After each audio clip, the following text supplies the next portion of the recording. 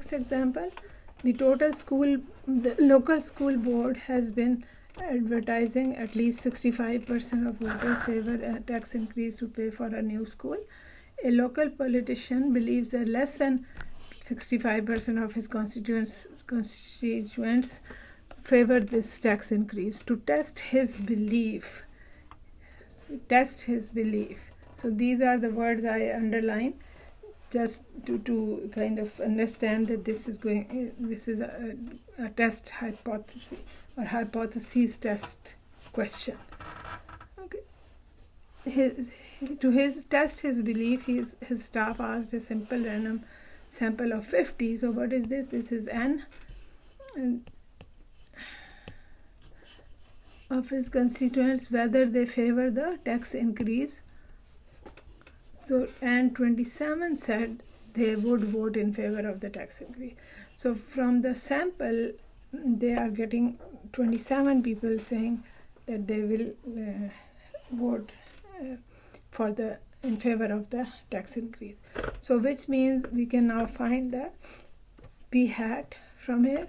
The rest of the question is saying if the politician wishes to be 95% confident in his conclusion, does this information support his belief? Okay, so some again wordings that kind of help you identify that this is a hypothesis test problem. But this is for P, for finding the hypothesis test for the proportion. Okay, because we don't see the word mean in the whole problem, and we are seeing percentages. So in the population proportion problem, so many P's, we have to check these two conditions, and they are satisfied, so we can apply the normal distribution to this situation. So the step 1 is to write down the hypotheses, the null hypothesis and the alternative hypothesis. So note here the researcher, because see it said a local politician believes that less than 65. So 65% is the population proportion, because that's what is already advertised or already known. But then his staff, the member, asked 50 people. So n is 50, and how many said yes? 27. So the proportion who will vote in favor of the tax increase from the sample is 27 over 50, which is equal to 0.054, which I calculated here. And now we will check these conditions, which are easily satisfied, and then we go further. So now we will use P for writing the hypothesis. So P is equal to 0.65 or P is less than 0.65. So from here we note that this is a left tail test, because we are using the less than sign here. So we calculate the Z. This will be step 2. This was step 1.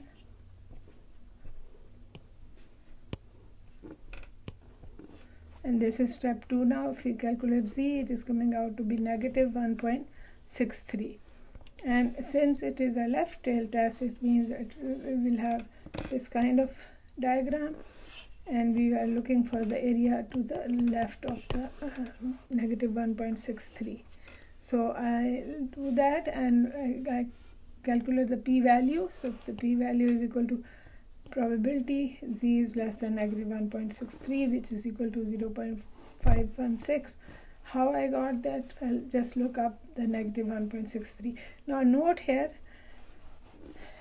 if you didn't make the picture, if you didn't make this diagram, but you wrote this, then it is fine. Okay, it's okay. But you wrote this thing, then it's okay. But if you didn't write this, then you must have the picture. If you have both, great. So and note here the p-value.